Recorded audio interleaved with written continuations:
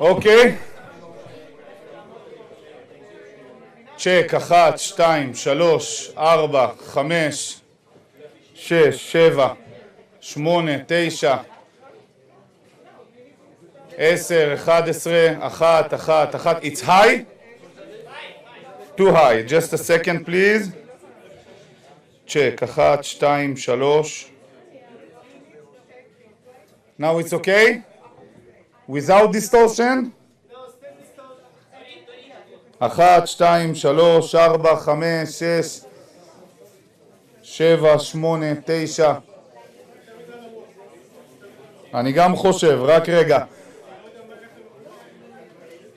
My friend, יש לכל אחד, you have each the volume. You can change the volume to yourself. אוקיי? אני במינימום, אם אני אוריד עוד אני כבר אהיה בבעיה. בסדר? 1, 2, 3, 4, 5, 6. גם ממך?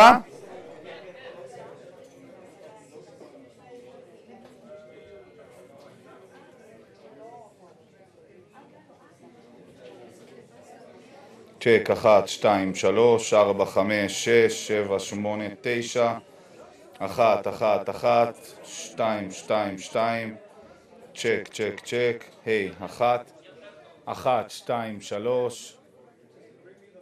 4, 5, 6. אוקיי?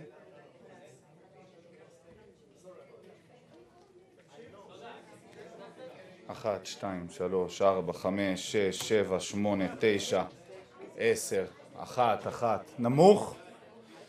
יש לך ווליום עצמאי שלך שאתה יכול להרים. אני יכול להרים עוד נגיעה. 1, 2, 3. יוסי? אתה בסדר?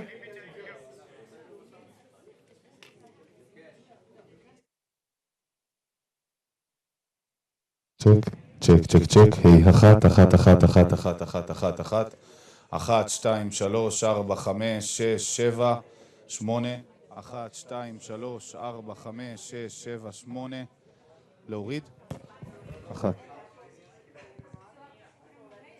צ'ק, צ'ק, היי, היי, היי, 1, 2, 3, צ'ק, צ'ק, צ'ק.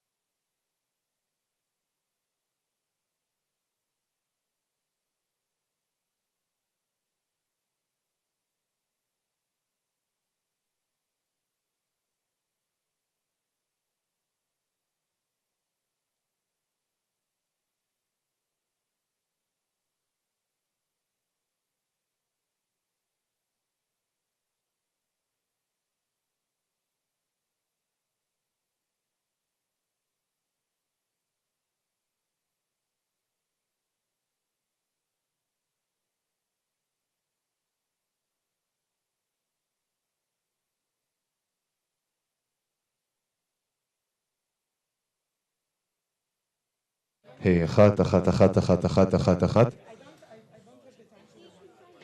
צ'ק, צ'ק, צ'ק. היי, 1, צ'ק, צ'ק, צ'ק.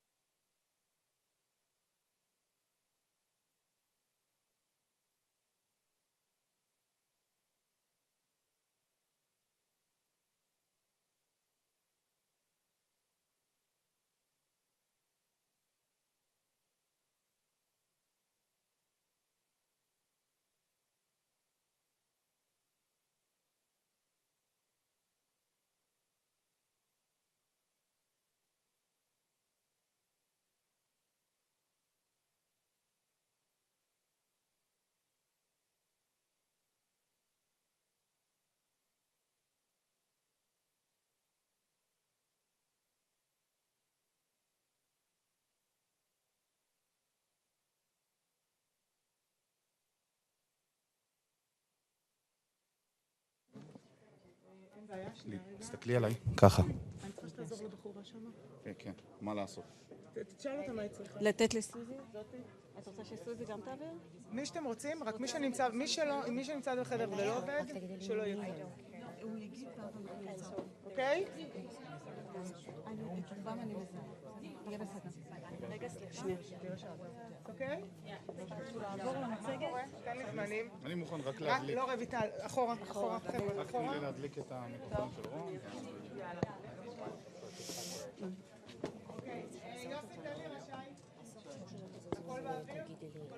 נראה לי נהיה ביחד, כי יכול להיות שחצי שעה אני כבר לא אספור אף אחד, אל תדאגי. זה רק שתרגיש שיש מיקרופון פה צמוד בסוף, בסדר? Okay, we're going to start in a few minutes. Okay, sound, everyone have the sound. Okay.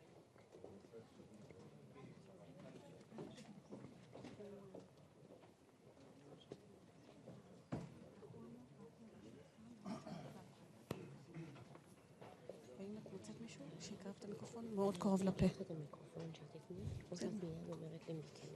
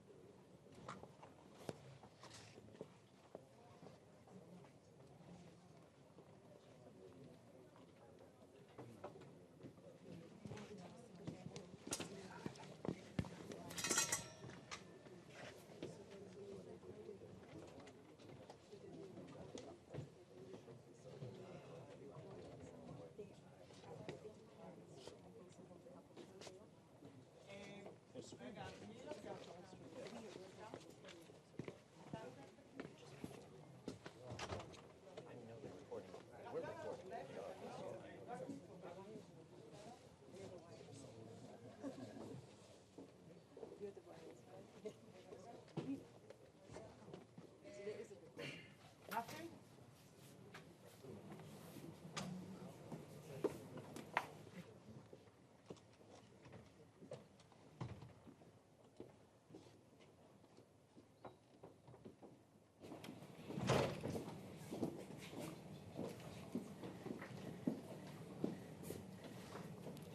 Good evening.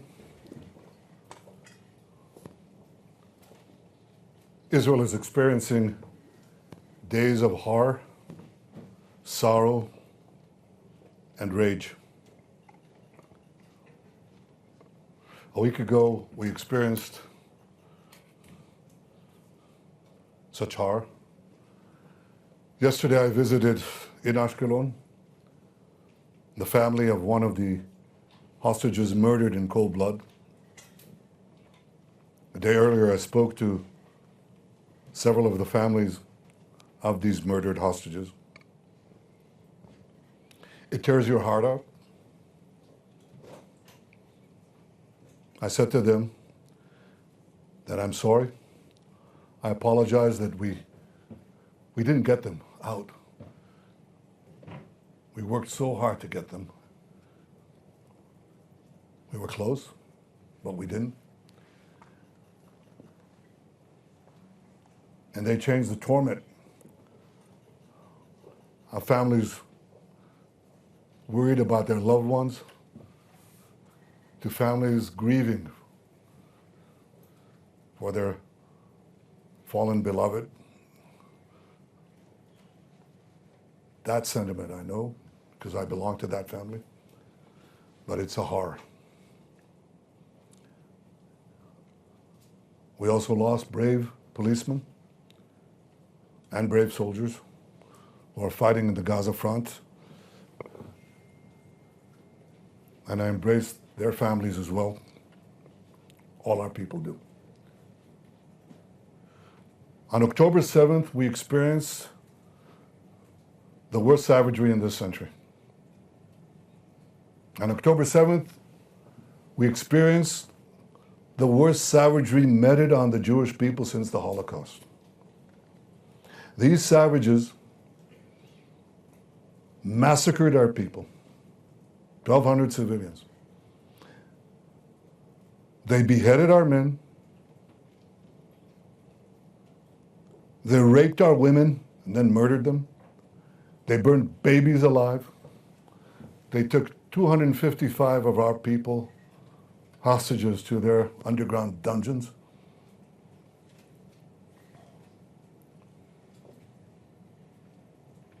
That's a horror that the world saw and responded to initially. It's important that we remember it. But we were given a reminder, a terrible reminder. Last week, when these savages murdered 6 of our hostages in cold blood, they riddled them with bullets, then they shot each of them in the head, some of them several times. And these are the savages, these are the terrorists that Iran implanted next to our border, as elsewhere. And we're committed to defeating them, to extirpating this evil from our midst. I want to talk to you today about some of the things that we must do to achieve that goal, including the questions of the Philadelphia corridor. But before I do that, I want to give your readers and viewers some context, because often you see maps of Israel, you think it's a Goliath. Well, I'd like to give you first an overview of where Israel is. This is the Middle East, and this is the entire Arab world, and this is Israel. It's one of the world's tiniest countries. I give it the thumb test. This is a big one, so you need a bigger thumb. But it's a tiny country. It's one of the tiniest countries on the planet. It's, I think, 1/10 of 1% of the territory of the Arab world. Maybe I'm wrong. Maybe it's 2/10 of 1%. It goes from the river is right here, that's the Jordan River, to the sea, the Mediterranean Sea. So when Hamas is talking about liberating Palestine from the river to the sea, basically what they're saying is destroy Israel. And the entire width of this is probably around the width of the Washington Beltway. It's all together at its widest point, about 50 miles, right here. Tiny. And here's Gaza there. This is the red thing that you see here. That's Gaza. Now I want to zoom in. When I zoom in, remember how tiny this is. Remember the distances here. Now take a look. Here it is enlarged. This is Israel. This is the Mediterranean Sea. The Jordan River is right here. This is Egypt and the Sinai Desert. Now look at Gaza. Where is Gaza? Gaza is implanted in this tiny country, 30 miles from Tel Aviv, 40 miles from our capital, Jerusalem, 30 miles from Beersheba. These are 3 of Israel's largest cities. Gaza is within spitting distance to them. Israel, up to the disengagement agreement of 2005, Israel controlled this border under an agreement with Egypt after the Camp David peace accords. We controlled this part, which is called the Philadelphia corridor. I'll talk about that in a minute. Right down to Eilat in the Red Sea. This was our border. And while there was, I would say, a minimal amount of terrorism, we didn't really face a big problem. Let's zoom in on that a bit more. Here's Gaza Strip enlarged. Again, this is the situation in Gaza before the disengagement of 2005. And the Gaza Strip is firmly under Israeli control. We control the maritime border. You can't smuggle in weapons. They tried, but we stopped it. You control the land border, and you control this border between the Sinai Desert, Egypt, and Gaza, the Gaza Strip. It's controlled. This is the Philadelphia corridor. This is the Rafah crossing, controlled by the IDF. Now look at the distances from Gaza. It's 4 miles to another city in Israel called Ashkelon, where I visited that bereaved family yesterday. It's a population of 170,000 people. They're 4 miles away. But some of our communities, like Kibbutz Be'eri, which was one of the hardest hit, is 1 mile away from Gaza. Kfar Aza is less than 1 mile away. It's literally walking distance, okay? And so as long as we control this, these communities, sometimes they were harassed by this rocket or that rocket, but it was marginal. We controlled the security situation. But something happened in 2005. Israel unilaterally disengaged from Gaza. It just went out. It took out everything. It took out the army. It stripped, uprooted communities, took out 10,000 people. The army left the Philadelphia corridor. Here's what happened. This is Gaza after the disengagement.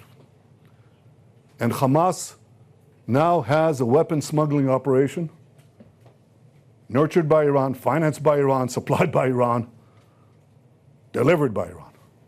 And here's what happened. That Philadelphia corridor became completely porous. The other borders controlled by us. But once this was perforated, even though the policy of Egypt was to prevent it, it didn't necessarily work. It didn't succeed.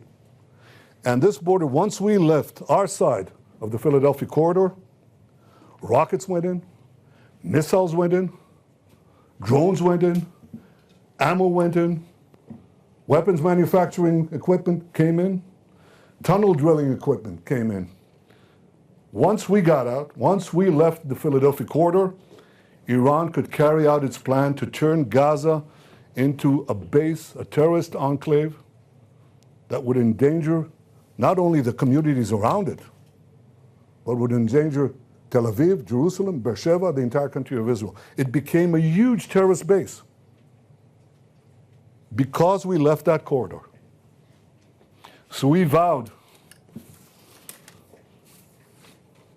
or I would say all this, you have to understand that the centrality of the Philadelphia corridor to the arming of Gaza, to the arming of Hamas, and this all led to the October 7th massacre, which Hamas has vowed, proudly vowed, to do again and again and again.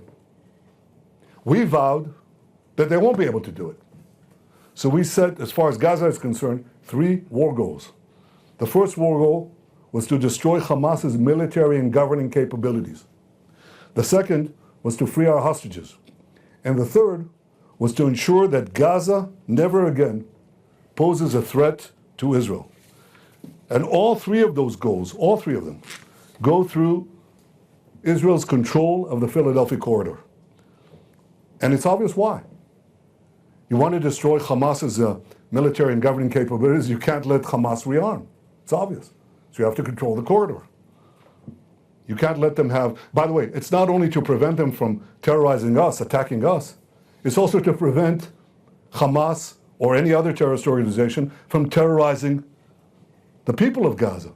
Gaza cannot have a future if Gaza remains porous and you can enable rearmament of terrorists through the Philadelphia corridor. The second thing is to release the hostages. First of all, you can't prevent, if you leave this corridor, you can't prevent Hamas from not only not smuggling weapons in, you can't prevent them from not smuggling terrorist hostages out.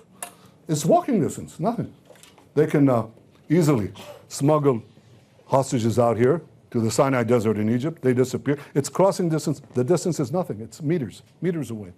They cross the barrier above ground. They don't even have to go underground. They disappear in the Sinai, and then they end up in Iran or in Yemen. They're gone forever. And you need something to squeeze them, to prevent them, to put pressure on them to release the remaining hostages. So if you want to release the hostages, you've got to control the Philadelphia corridor. And the third goal of ensuring that we prevent Gaza from being again a threat to Israel, it's clear Gaza must be demilitarized. And it can only be demilitarized if the Philadelphia corridor remains under firm control and is not a supply line for armaments and for terror equipment. I think that's clear to most Israelis, to all Israelis. But a question has arisen. That may be the case. But why don't you leave Gaza for 42 days? You could come back. Well, aside from what I said, that they could smuggle the terrorists out, Wait a minute. Come back. I want to show you what they've got under Gaza. I didn't show you that. So I want to show you that. This is what they have under the Philadelphia corridor, just so you understand the supply lines we're talking about. This is one of the tunnels there. Look at the engineering. Look at the investment here. Look at what they've got. We've got dozens of such tunnels underneath the Philadelphia corridor. To give you an impression of the size of these things, this is a soldier. This is a tunnel. You could drive a truck through this. Yeah, indeed, you could. Here's a truck. Or it's a Humvee. This is a huge, huge problem. Now you're just going to walk away. It's obvious we have to control it, right? I think once you see this, you understand that. But then the next question is, okay, you leave and you come back. That's what they tell us. Okay.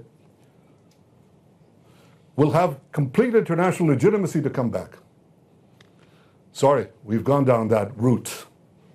We're down that route when we left Lebanon, and people said, you can leave Lebanon and you can come back. The first time they fire a rocket, you can come back. The world will support you. It didn't. And we've been out of Lebanon for 24 years. They said the same thing when we left Gaza in the disengagement. They said, you can leave. And the first rocket, I remember Sharon, Prime Minister Sharon said this to me. First rocket, above ground or below ground. We'll be able to go back in. It's been 20 years, we haven't gone back in. Because you all know and understand that the international community, including friendly countries under enormous domestic pressure because of the propaganda that's leveled against Israel and against them, there'll be enormous international pressure not to come back. What is their message? End the war, end the war. And so when we want to come back and resume, we'll pay an exorbitant price in many fields, including in the lives of our men. To come back, it's not just a military question. It's a military, political, strategic question. And we make that decision. We're not going to leave. 42 days, we're there. I don't want to leave in order to come back in when I know that we didn't come back in, and it's not going to take another 24 years to come back in, and God knows what price we'll have, how many more massacres, how many more kidnappings, how many more hostages, how many more rapes. It's not going to happen. So people said, yeah, but if you stay, this will kill the deal. And I say, such a deal will kill us. And there won't be a deal that way. This is a false narrative. I'm willing to make a deal. I made one already. One that brought back 150 hostages, 117 alive. And I'm committed to return the remaining 101. I'll do everything I can to get them in. But leaving Philadelphia does not advance the release of the hostages, because the deal cannot be advanced. They'll give you a minor part, if they give anything. Keep the rest. Go and argue. You know when they started giving us hostages? When we went into Philadelphia, when we went into Rafah, when we controlled the Rafah crossing. That's when they felt the pressure. As long as they didn't feel the pressure, they wouldn't do it. The first batch, the first deal that we got was a result of our invasion, the military pressure we put in. They gave us the hostages. After that, they thought, well, we'll have the international pressure turn on Israel, so we won't have to make any concessions. But after Rafah, their tune changed. And they began to change. If we leave Rafah, if we leave the Philadelphia corridor, there won't be any pressure. We won't get the hostages. I said I'm willing to make a deal. The real obstacle to making a deal is not Israel. And it's not me. It's Hamas. It's Sinwar. On April 27th, I put forward a proposal by Israel, which Secretary Blinken called extremely generous. On May 31st, having met Blinken again, I said we agreed to the US-backed proposal, and Hamas refused. On August 16th, the US brought forth what they call the final bridging proposal. Again, we accepted, Hamas refused. On August 19th, Secretary Blinken said, Israel accepted the US proposal, now Hamas has to do the same. On August 28th, that's a week ago, the deputy CIA director said, Israel showed seriousness in the negotiations, now Hamas must make the deal. This was last week. So I ask you, what has changed? What has changed in this week? What's changed is that they murdered 6 of our hostages in cold blood. Now the world will seriously demand that Israel make concessions after this massacre? What message does this send to Hamas? I'll tell you what the message is. Murder more hostages, you'll get more concessions. That's not only illogical, it's not only immoral, it's downright insane.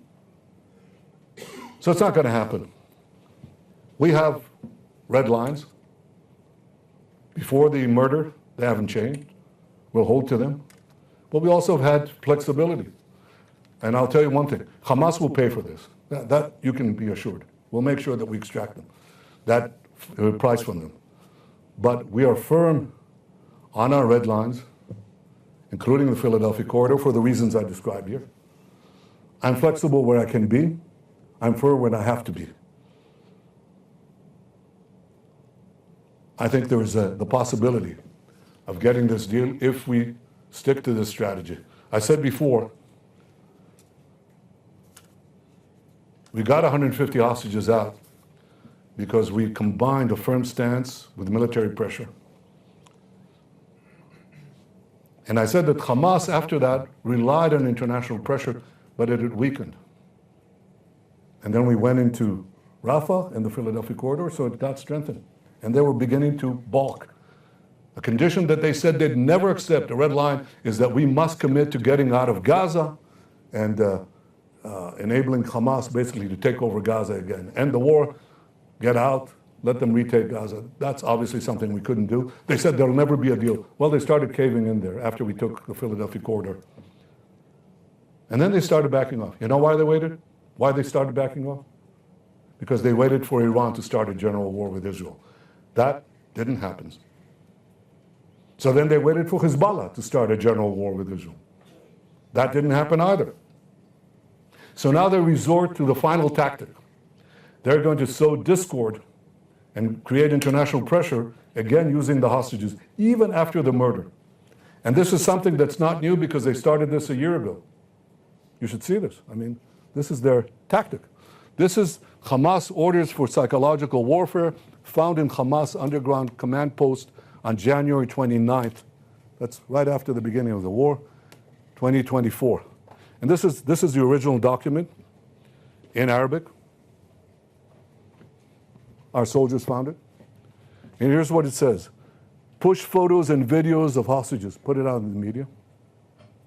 Because that creates enormous psychological pressure. Who's not affected by it? Any human being seeing these souls, these girls, these people, young people from those dungeons, you're affected by it.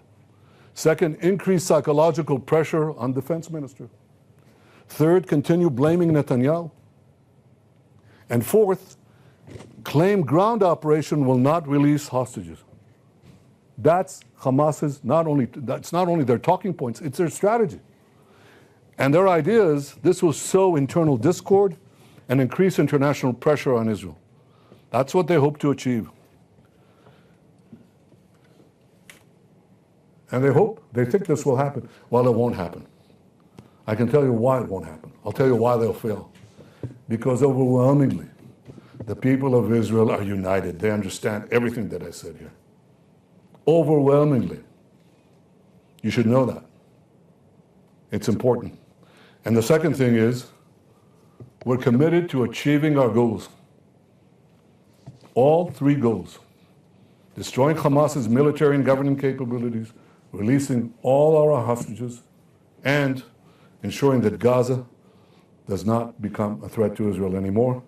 And all these require standing firm on the things that will ensure the achievement of these goals. And with God's help, and with our people's will, and with the courage of our soldiers, we'll achieve all goals.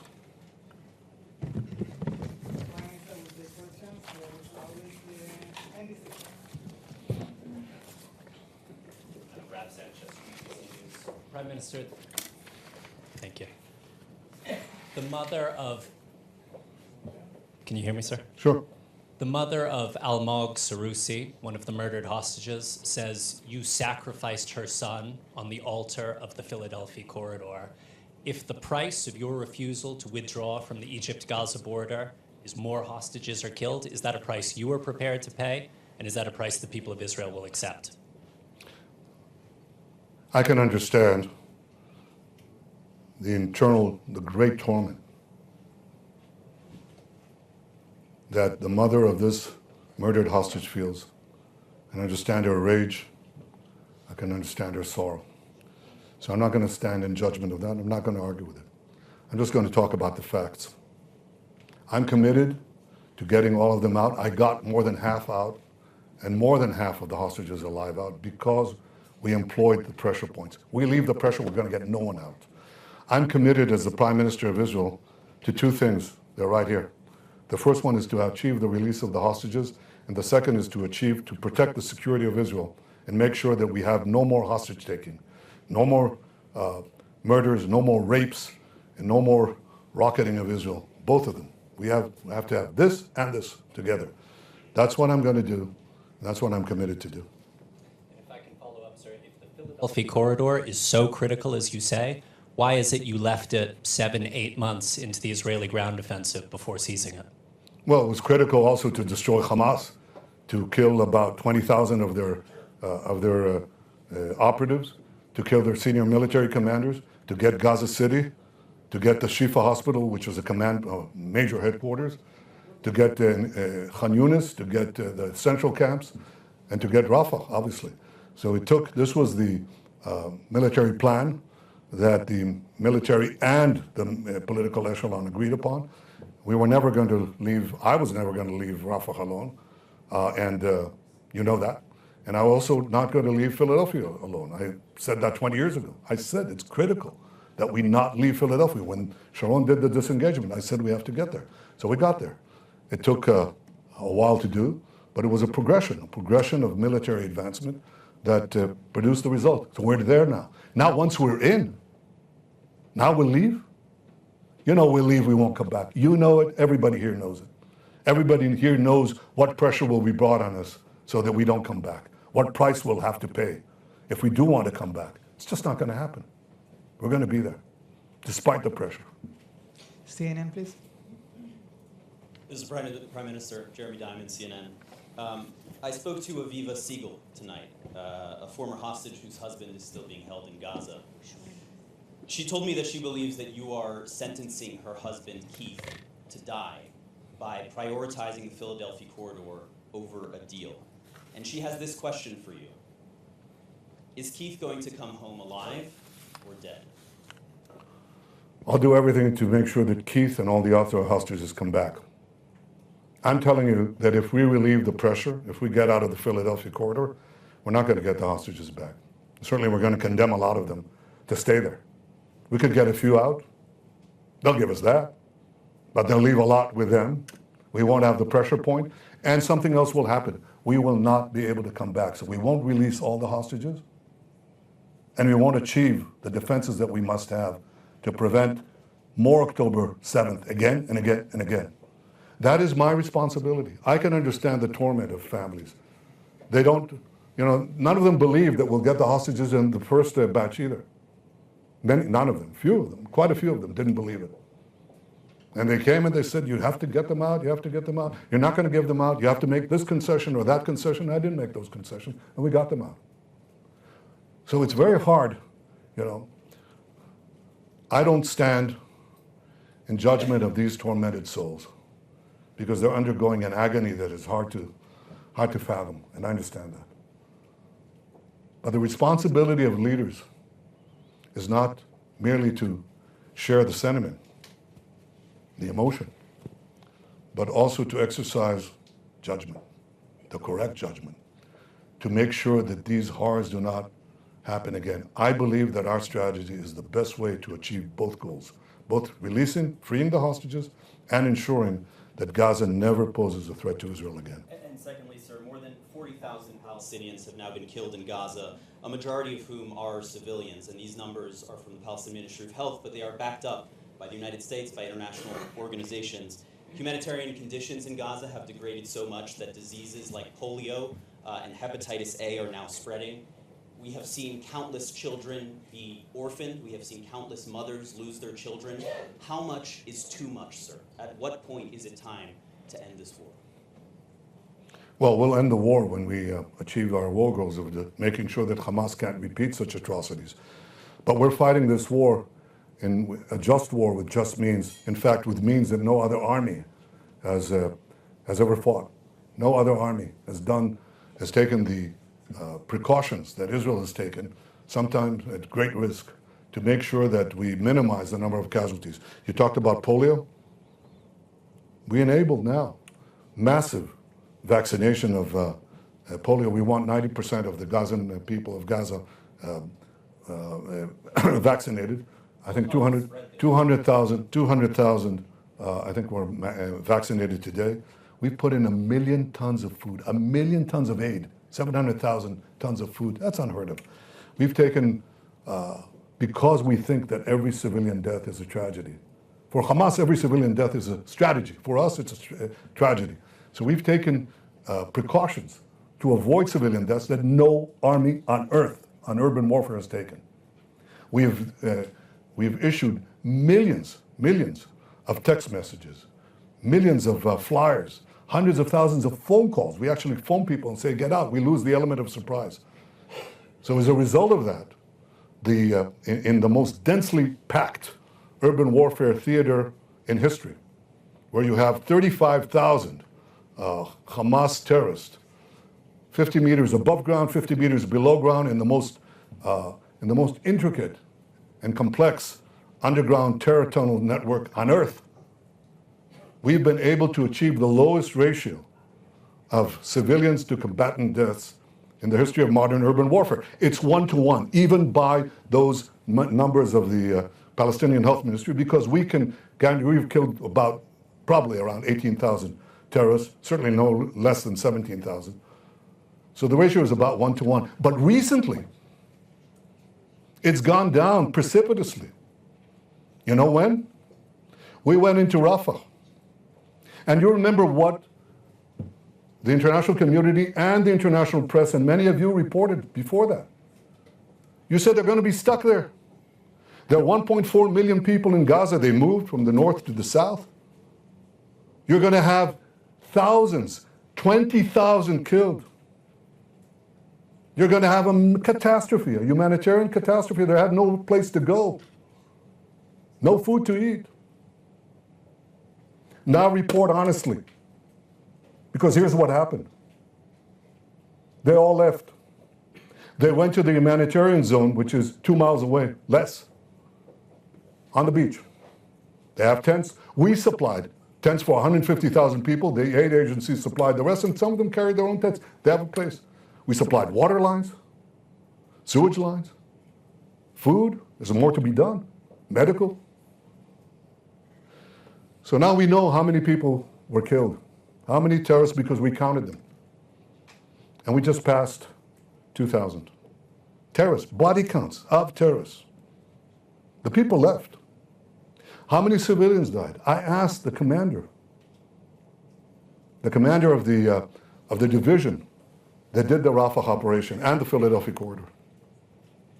He said, Prime Minister, there are hardly any civilian deaths because everybody left. They heeded our warnings.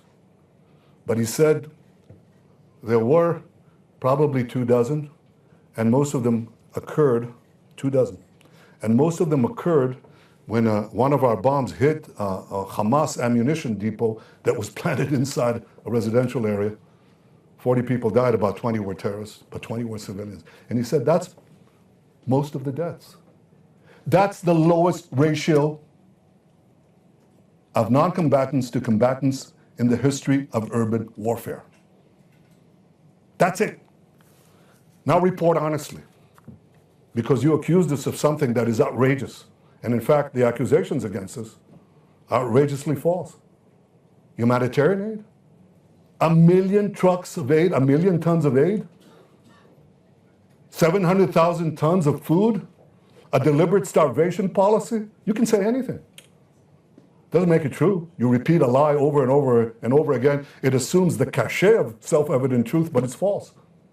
Israel is doing, and the Israeli army is doing, something that no other army has done in history and will continue to do that. I'm not going to change my policies. Humanitarian policies, vaccination policies,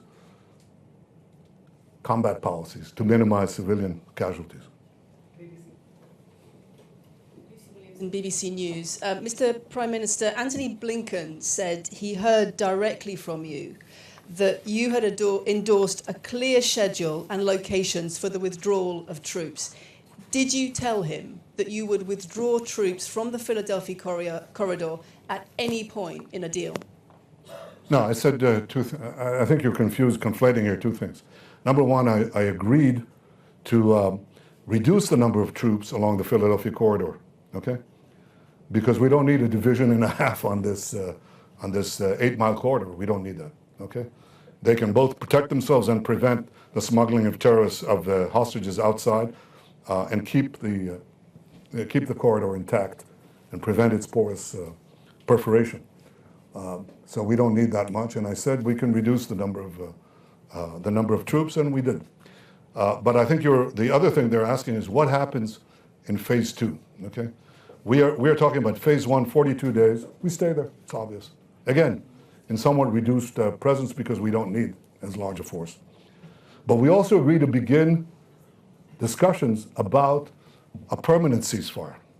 And the conditions that we shall have for a permanent ceasefire must include a situation where the Philadelphia corridor cannot be perforated. Somebody has to be there. Somebody has to be there. Look, I don't care. Bring me anyone who will actually show us, not on paper, not in words, not in a slide, but on the ground, day after day, week after week, month after month, that they can actually prevent the recurrence of what happened there before. We're open to consider it. But I don't see that happening. And until that I don't see that happening right now. And until that happens, we're there. You wanted to ask another question, but go ahead. CBS, CBS, please. Okay. CBS. Good evening, Mr. Prime Minister. I'm Elizabeth Palmer from CBS. President Biden said you were not doing enough to reach a hostage deal. How do you interpret that, and what's your response? I think I've already answered that. I'm just talking about the facts, just the facts. I said that in April, we gave an extraordinarily generous offer, not my words, Secretary Blinken. On May 31st, we accepted the American proposal. Hamas refused. On August 16th, we accepted the second American proposal, the final bridging proposal. We accepted, Hamas again refused. On just last week, as I said, the deputy CIA director said that Israel has been serious about the negotiations, Hamas is not. So I've gone out of my way, I've given leeway to our negotiating teams 5 times. 5 times. And I have areas of flexibility. But where I have to be firm, I'm firm. Where I can be flexible, I'm flexible. But in fact, the obstacle has been Hamas from the beginning. Everybody knows that. Secretary Blinken said that. Others said that. We all know that. Should we do more? Well, we have a saying in Hebrew.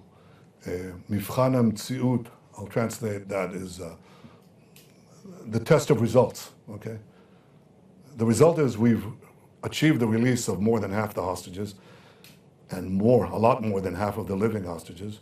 But as far as I'm concerned, there's still a task to be done more. And yes, we'll do more, because I'm committed to getting them out, all of them, and we'll get them out in the right combination of military pressure, negotiating pressure, and negotiating flexibility where we can be. That is the truth. So I would direct the pressure and the rage where it belongs, on those who took these hostages, those who keep them in those dark dungeons, and those who massacre them in cold blood. It's Hamas, it's Sinwar. Thank you. Bloomberg, Dan Williams. Dan Williams from Bloomberg. Back in April, you said Israel was but a step away from victory. A month later, your national security advisor said the war would last into 2025. Now, a few months on, where do things stand? When will this war end? And a related question, please. A year ago, you were fitted with a pacemaker. I believe at times you were fitted with a halter to monitor the pacemaker. You said yesterday you sleep 2 hours a night. In your televised briefing, you get a couple hours sleep. Did I say 2 hours a night? I'll correct that. That may have been in jest. Nonetheless, you're under enormous stress. Given the course of the war, given it appears to be open-ended, given the march of time, do you believe you're in a position to sustain the management of this war? Sorry, your first question was? First question was about the timeline for the war, given that you said in April it was a step away, you were a step away from victory, and then a month later, your national security advisor said it would last into the coming year. Thank you. What I said, or what I meant to say, was that we're a step away from the critical thing that will pave our way to victory. I didn't think that we could have this victory if we didn't go into Rafah. And I withstood quite a bit of international pressure and American pressure to go into Rafah and to Philadelphia. I thought there's no way we can end this war without it, for the reasons I explained. So we did it. I said this before we completed this task. And we did indeed complete this task, and now we're in a position to destroy Hamas militarily. There's still work to be done to destroy its governance capability. Primarily, I don't want to run Gaza, but I want to take away from Hamas the key thing that they have, other than the military, which we're destroying. You know, we killed their certain senior commanders, we're killing their operators, we're destroying their tunnels, we're destroying their weapons manufacturing capability, we're stopping the cash. They don't have any cash. We found millions and millions of shekels in cash in these tunnels. They don't have any more cash. Part of the reason they're squeezed is because we control their money machine, which was the Rafah crossing. They don't have that. So we're choking them. But there's one thing that they have, which is the distribution of food. They basically, we let the trucks come in. We let all those trucks come in. And Hamas's strategy is to steal, hoard, and gouge. That's what they do. They take the food, they take exorbitant prices. They steal the food, charge exorbitant prices from Gaza, from the Gaza population, and that's how they they hope to continue to survive. And we have to take that away from them. Again, I don't want to run Gaza, I don't want to administer Gaza, but I want to take this away from them. So we still have to do that. But we're well ahead in our program for victory, which we'll achieve, than we were a few months ago. And when I said what I said, I was right. The second question you ask is, how long can you do this? As long as it takes to achieve this victory. And I think we're getting a lot closer. And as long as the people of Israel entrust it to me, that's all. As far as my health is concerned, it's fine. Sky News. Prime Minister asked among Sky News, I don't know whether we can see that wider map of Israel again, whether it's technically possible to get it back up on the screen. Mm-hmm. Go ahead, show it. You said at the beginning, the slightly wide one. No, a bit wider. There we go. You said at the beginning of your speech that Hamas and others in the Middle East want to wipe Israel off the map. You have literally wiped the West Bank off that map. Is that official policy now, that the West Bank doesn't exist? No. I didn't include the Dead Sea. It's not shown in the map. I didn't show the Jordan River. It's on this map. I didn't show the Sea of Galilee. But those it's on are that geographical map. features. This is a population of 2 2 I million didn't Palestinians who live there. Didn't get into that. I was talking about Gaza. There is a whole issue of what to do, how to achieve peace between us and the Palestinians in Judea and Samaria. I didn't get into that. That's another press conference. I'll be happy to do it. to wipe out some of the misconceptions and the slanders and lies that are directed at us. We don't intend to drive these people away. They want to drive us away. It's a big difference. You know, every day they target us. You know what they teach in the schools, in the PA schools? They teach exactly the same thing that they teach, the same textbooks, as in same textbooks here in the PA schools as here. Same thing. Israel has to be destroyed, kill as many Jews, pay for slay. The more Jews, the more Israelis you kill, the more you get paid. There's a difference in strategy. You know, Hamas believes that the way to destroy Israel is through outright terror and military confrontation immediately, backed by Iran. It's all part of the Iranian axis. The Palestinian Authority believes that the way to do it is by ICC, by having lawfare, absurd charges leveled at Israel and its leaders, including me. Enormous pressure to drive Israel to indefensible boundaries, where the boundaries would be right here, right next to Tel Aviv, that's it. 8, 10 miles from the sea, and then push to the sea. There's a difference. But the goals are the same. No, I didn't show that, but if you want, Alistair, next press conference, I guarantee you can ask all the questions you want and I'll give you the answers, the truth, the facts that your readers and viewers do not get. In this horrible harangue of this one democracy fighting this just war with just means against the most horrendous savages on the planet. And Israel is being condemned. Israel is being pilloried. Israel is being slandered. This is something that not only affects the Jewish people. 80 years after the Holocaust, when our enemies are openly declaring that they'll make another Holocaust, it also affects a beleaguered democracy that is fighting the battle of all democracies against these barbarians. So yes, I'll be happy to talk about the West Bank and the Palestinian Authority, you name it. And in fact, I'll let you name it, because one thing I do not fear is tough questions. And I hope you accept some direct answers. Prime Minister Netanyahu, Antonio Pita, El País newspaper. First time I came here as a correspondent, it was 2007. I was here for 7 years, then I came back right before the elections. I find it hard to recall a speech in which you mentioned Philadelphia corridor, at least gave it a lot of importance. Why suddenly in the last few weeks it seems that the future of Israel depends on that? Thanks. Now, I hope that it's your own recollection and not something that you heard on the news or in our, in some of our reporting. Netanyahu has not mentioned the Philadelphia corridor. All right. So here's what I said. Okay, when I resigned from Sharon's government because I couldn't agree with the policy, and so I resigned.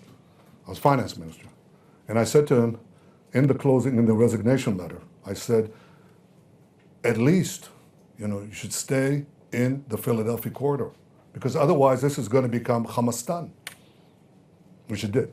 Okay. And I talked about it before that too. Okay. And then now you talk about this war, right? We had a lot of discussions in security meetings about the Philadelphia corridor, about the smuggling, and we had an option. What do we do? What do we do about it? Because the only way to deal with it really was to conquer Gaza. But we knew we didn't have neither the domestic legitimacy nor the international legitimacy to do it. Look how much problem we have now after this worst savagery that was delivered to the Jewish people since the Holocaust, and we still have. Look at all the questions you're asking me. Look at all the international pressure that is put on Israel. So certainly we didn't have that legitimacy before the October 7th massacre.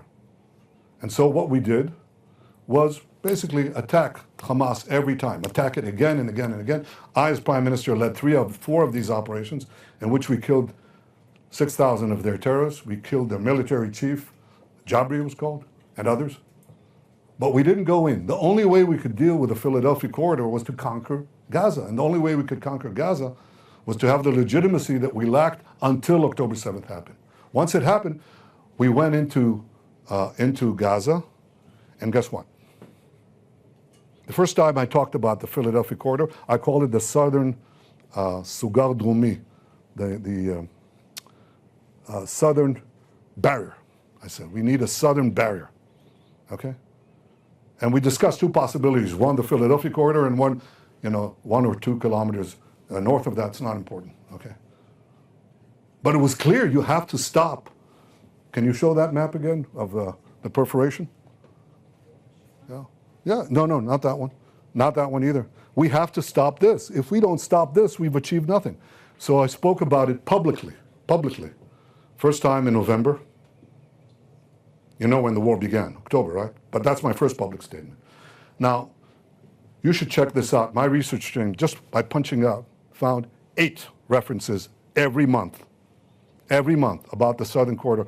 I can tell you that in our internal discussions, in the War Cabinet and in the General Cabinet, I talked about it a lot. So here again is a misrepresentation of fact. Oh, we're using this as a pretext. This is just a way, a political ploy. It's not a political ploy. You have to be blind not to see this. I'm not blind, nor are the people of Israel. They overwhelmingly support keeping this corridor in our hands because they understand that this is something that we must do both to achieve our goal of winning the war, but also to put the pressure to release our hostages, and we'll do so. But I can tell you, it's not the first time that I talked about it.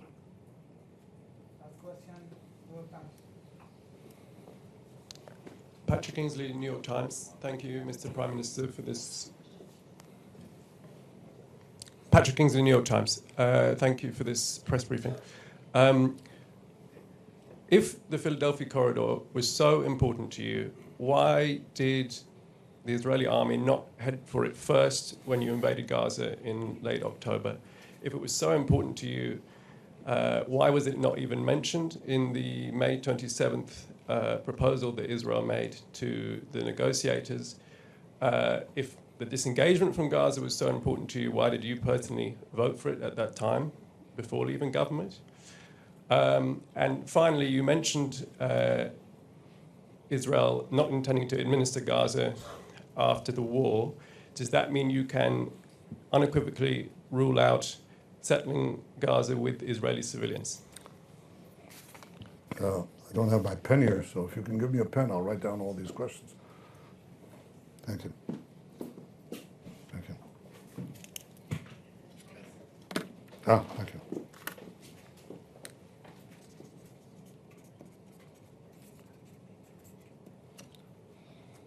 I explained that it was important enough that we had it, it was clear we were going to conquer all of Gaza, that we didn't have a choice.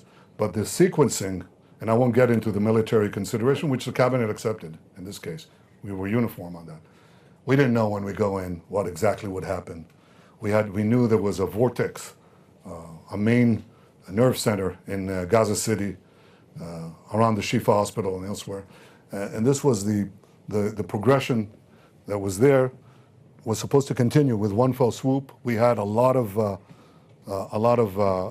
obstacles to get down to Rafah in the Philadelphia corridor. Took us about 3 months, but the idea was to do it very fast, and we did it. Now, once we've done it, obviously we're going to keep it. You ask, why, if it was so important for you, did you vote for the disengagement? Number one, I voted in the capital, in the Knesset, I was finance minister. I wanted to do some important reforms that revolutionize the Israeli economy. You can see it in the skyline of Tel Aviv and Israel's other cities. Basically a free market reforms.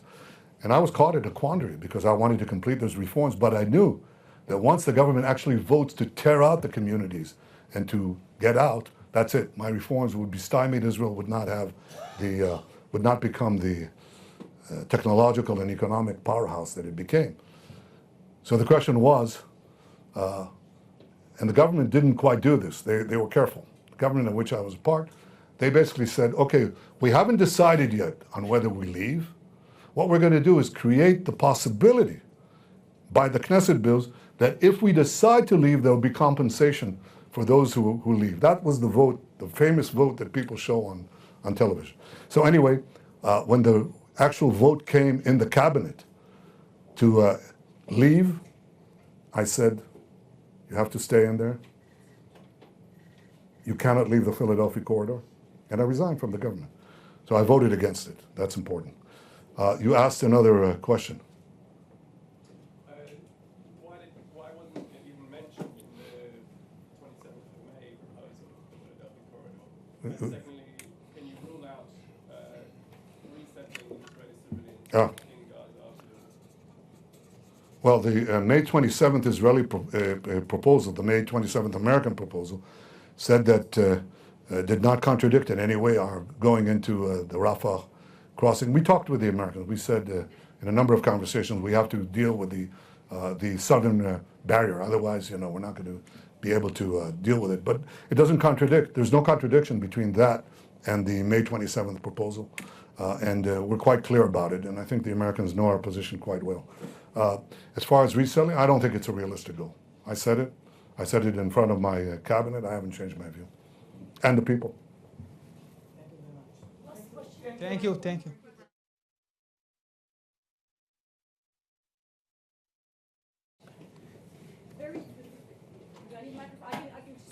Go ahead. Good evening. Hello? Yeah. Can you hear me? Marie Finoshina, RT. Mr. Prime Minister, we've heard a lot today about Philadelphia corridor. I have one very specific question. What do you represent, sorry? RT, Russia Today television. Was the Israeli control over the Philadelphia corridor ever mentioned in any of the versions of the deal that Hamas accepted? And today, is it the only obstacle to the deal, the only disagreement between the sides, or there are other disagreements? Thank you very much. Well, there's a premise in your question that is simply wrong. You say, was it mentioned in the deal that Hamas accepted? Hamas didn't accept the deal.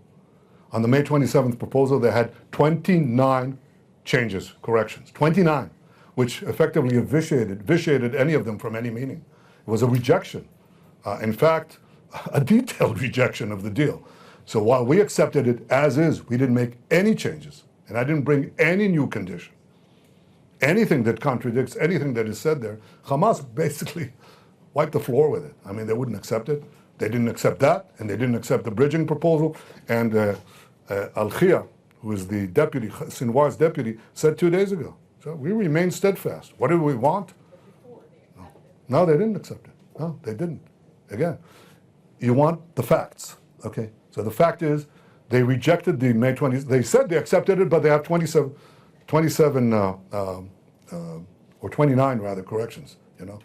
That's like I don't know, the German government saying we accept the American proposal, but we're going to stay in Berlin. We're going to control Germany. You're going to go out, and we can resupply ourselves. But we accepted your proposal. It doesn't mean anything. They put in 29 corrections that essentially was a sound and detailed rejection of the deal. I don't care, how they frame it for public purposes. It's meaningless. We know the truth.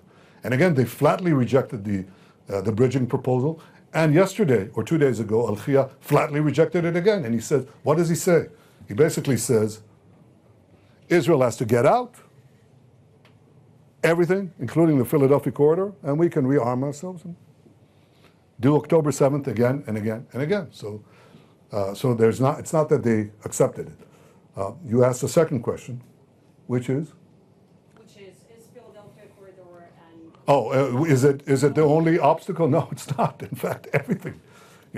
We have the Philadelphia corridor. We have the what's the ratio of hostages to civilians to terrorists who are released? Do we have a veto power over these terrorists because some of them committed the worst atrocities you can imagine?